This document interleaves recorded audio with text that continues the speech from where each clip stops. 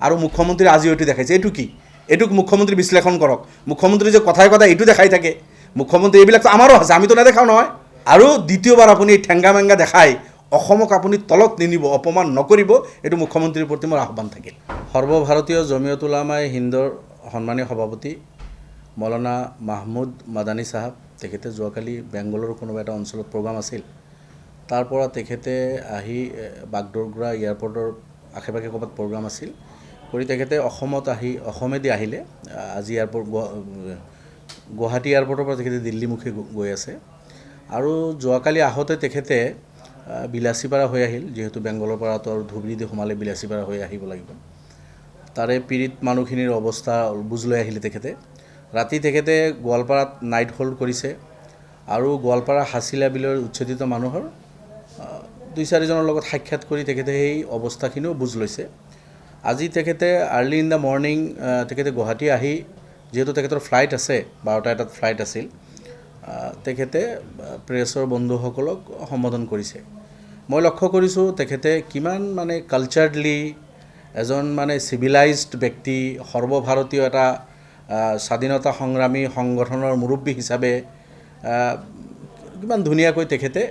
সাংবাদিক বন্ধুসকলক এড্ৰেছ কৰিছে। কিন্তু কালি মই লক্ষ্য কৰিলোঁ অসমত সৰ্বভাৰতীয় জমিয়তৰ সভাপতি, যি সংগঠনৰ মানে কোটি কোটি সদস্য গোটেই ভাৰতবৰ্ষত আছে,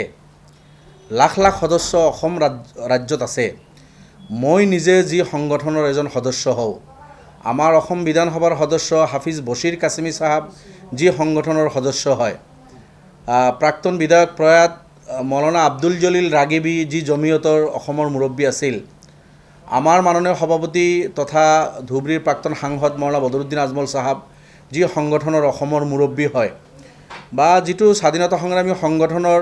অসমত এটা সময়ত আপোনালোকে জানে বাস্কান্দিৰ হুজুৰ বুলি জনাজাত যিজন বুজুৰ্গ পণ্ডিত হজৰত মৌলানা শ্বেখ আহমদ আলী হাছান চাহাব দীৰ্ঘদিন অসমৰ সভাপতি আছিল। তেখেতে এনেকুৱা এটা শক্তিশালী সামাজিক এটা স্বাধীনতা সংগ্ৰামী এটা সংগঠন, সেই সংগঠনৰ মুৰব্বী আমাৰ অসমত আহিছে আৰু তেখেতৰ বেংগলত প্ৰগ্ৰাম আছিল। আজি এয়াৰপৰ্টৰ পৰা গুৱাহাটীৰ পৰা যাব, ৰাস্তাত আহোঁতে এই পীড়িত মানুহবিলাকৰ অলপ খা খবৰ লৈ আহিছে। তাতে লুৰিণজ্যোতিৰ জ্বলিব লগা কি আছে? আৰু কিছুমান অজ্ঞাত সংগঠনৰ কিছুমান মানুহ আহি চাইছোঁ মই লম্ফজম্প কৰি আছে, বা বিজেপিৰ নেতা সঞ্জীৱ শৰ্মাৰ পৰা আৰম্ভ কৰি কিছুমানে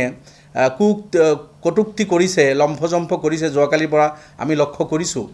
বা আজি মুখ্যমন্ত্ৰীও আমি দেখিছোঁ যে তেখেতে অসমত অহাৰ কাৰণে মুখ্যমন্ত্ৰীও মানে জ্বলি চাৰখাৰ হৈ আছে আৰু তেখেতে বেয়া বেয়া মানে আচৰণ মুখ্যমন্ত্ৰী কৰি আছে। মুখ্যমন্ত্ৰীৰ মানে যিটো তেখেতৰ সচৰাচৰ তেখেতে যিটো কৰি থাকে, সৰু ল'ৰাৰ দৰে, সৰু ল'ৰা কাজিয়া লাগিলে যেনেকুৱা এজনে আনজনক লেঠু দেখায় বা কিবা কি আমিতো ক'বলৈ লাজ লাগে, আজিও তেখেতে সেই আচৰণ কৰিছে। গতিকে আমি অসমৰ এজন সদস্য মানে জমিয়তৰ সদস্য হিচাপে লাজ পাওঁ মুখ্যমন্ত্ৰীৰ এই চব আচৰণত। অসম বিধানসভাৰ এজন সদস্য হিচাপে আমি লাজ পাওঁ যে সৰ্বভাৰতীয় পৰ্যায়ৰ এটা সংগঠন, যি সংগঠনৰ মুৰব্বী বা যি সংগঠনে ভাৰত স্বাধীনতা সংগ্ৰামত তেজ দিছে, লাখ লাখ সংগ্ৰামী জমিয়তৰ নেতাকৰ্মীৰ তেজ ভাৰত স্বাধীনতা সংগ্ৰামত গৈছে। মাহমুদ মাদানী চাহাব যিজন ব্যক্তি, সন্মানীয় ব্যক্তি আজি অসমত আহিছে, তেখেতৰ ককা 9 বছৰ কাৰাবন্দী আছিল ব্ৰিটিছৰ সময়ত। ভাৰতৰ বিভিন্ন ঠাইত তেখেতক কাৰাবন্দী কৰা হৈছিল, 9 বছৰ জেল খাটি তেজ দি ভাৰত স্বাধীন কৰিছে, যি পৰিয়ালৰ বংশৰ ব্যক্তি। আৰু জমিয়ত উলামায়ে হিন্দ সৰ্বভাৰতীয় পৰ্যায়ত বিভিন্ন জাতি জনগোষ্ঠীৰ মানুহ যেতিয়া বিপদত পৰে, সেইসকলৰ আইনী লৰাই সুপ্ৰিম কোৰ্টত যুঁজে তেখেতসকলে,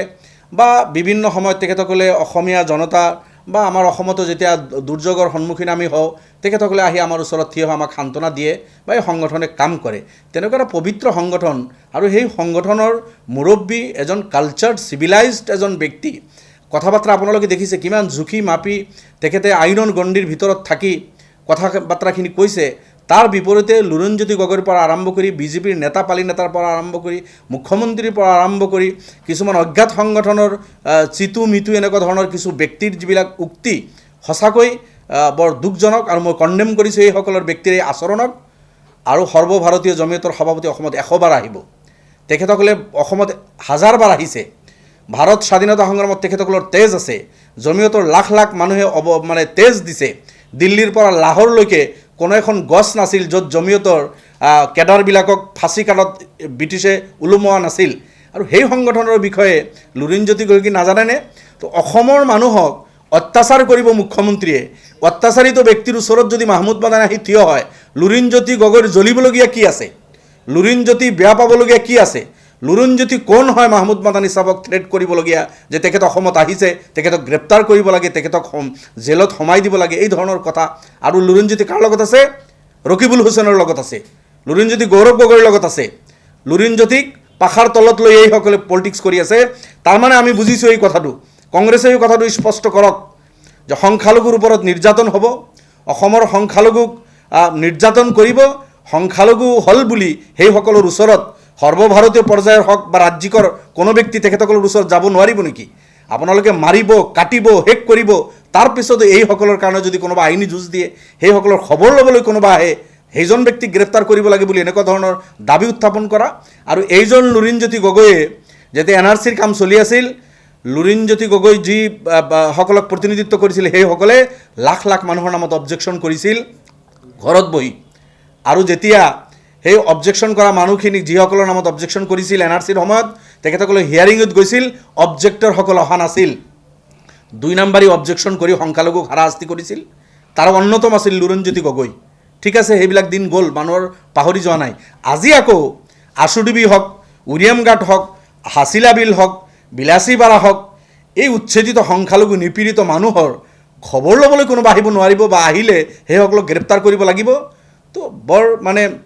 লজ্জাজনক মন্তব্য বুলি মই এইটোক অভিহিত কৰিছোঁ আৰু মই লুৰিণজ্যোতি গগৈক কৈছোঁ কথা বাৰ্তা কোৱাত অলপ চিন্তা চৰ্চা কৰি ক'ব আপুনি আপোনাৰ কাম কৰি যাওক আপোনাৰ সংগঠনৰ কাম আপুনি কৰক আমি বাধা দিব জনাই মই জমিয়তৰ এজন কৰ্মী মই মোৰ জমিয়তক আপুনি মোৰ জমিয়তৰ মুৰব্বী কেনেকৈ ক'বলৈ আপুনি ক'ত সাহস পালে কোনে আপোনাক এই অধিকাৰ দিলে আৰু এজন ভাৰতীয় নাগৰিক এজন ভাৰতৰ এটা শক্তিশালী সংগঠনৰ মুৰব্বী ভাৰতবৰ্ষৰ চুকে কোনে যি ঠাইত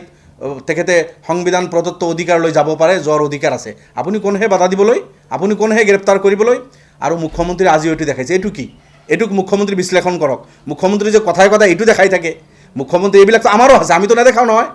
মুখ্যমন্ত্ৰী দুদিন পিছে পিছে এইটো দেখাই দিয়ে এইটোতো আমিও দেখাব পাৰোঁ কিন্তু আমি নেদেখাওঁ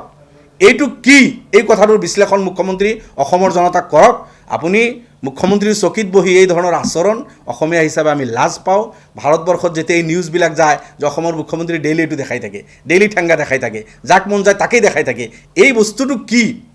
এইটো আপুনি ইমান দেখাই থাকে ইমান আপোনাৰ কিয় ভাল লাগে অসমীয়া জনতাক আপুনি ইমান অপমান কিয় কৰে মুখ্যমন্ত্ৰীৰ চকীত বহি আপোনাৰ এই আচৰণে যে গোটেই অসমবাসীক লাজ দিয়ে ভাৰতবৰ্ষত অন্য জেগাত যেতিয়া আপোনাৰ এই লেঠুটো ঘূৰি থাকে তেতিয়া মানুহে লাজ পায় অসমীয়া হিচাপে আমিও লাজ পাওঁ গতিকে মুখ্যমন্ত্ৰীক মই আহ্বান জনাইছোঁ আপুনি ক্লিয়াৰ কৰক আপোনাৰ এই লেঠুটোত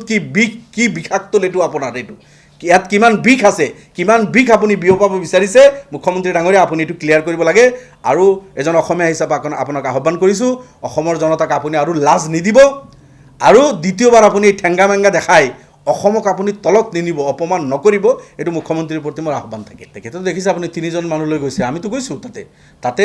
মাদানী চাহাব আজমল চাহাব আমি জমিয়তৰ ফালৰ পৰা এইখিনি মানুহক ত্ৰাণ সাহায্য দিছোঁ ইতিমধ্যে গৈ হাছিলা বিলত আমি নিজে গৈ মানুহক চাউল দালি সামগ্ৰী তিৰপাল এইবিলাক আমি বিতৰণ কৰিছোঁ যি হাছিলা বিলত মাদানী চাহাবে কালি 3জন মানুহ লৈ গৈছে হাছিলা বিলত আমি 3বাৰ গৈছোঁ এবাৰ নহয় হাছিলা বিলত এই ঠাইত আমিতো যিদিনাখন ঘটনা ঘটি আছিল তেতিয়া আমাক সোমাব দিয়া নাই ইয়াৰ পিছততো আমি গৈ হাছিলা বিলত ত্ৰাণ সাহায্য দিছোঁ আমি জমিয়তৰ ফালৰ পৰা মাদানী চাহাব আৰু আজমল চাহাবৰ ফালৰ পৰা বিলাসীপাৰাত আমি ত্ৰাণ সাহায্য দিছোঁ মানুহক আশুডুবিৰ মানুহক আমি জমিয়তৰ ফালৰ পৰা মাদানী চাহাব আৰু আজমল চাহাব আমাৰ ফালৰ পৰা জমিয়তৰ ফালৰ পৰা আমি মানুহক সাহায্য ইতিমধ্যে বিতৰণ কৰিছোঁ আৰু সাহায্য বিতৰণ কৰিব লগা আছে যিখিনি পুলিচে হেমন্ত বিশ্বৰ পুলিচে এইখিনি ৰখাই থৈ দিছে দিব দিয়া নাই এইখিনি তো গতিকে এইটো এনেকুৱা কথাই নহয় যে কালি সব সংগঠনে অখিল গগৈক একদম ৰাজ আদিত্য দি নি সেইবিলাক জেগা বাছৰ পৰা নামাই ক'ত বাইকত বহিব লাগিব বাইকৰ পৰা ক'ত সোমাব লাগিব সেইদিনাখনে সোমাইছে তাৰ একমাহ পিছত মাদানী চাহাব সোমাব নোৱাৰিবনে এই সব কি কথা আছে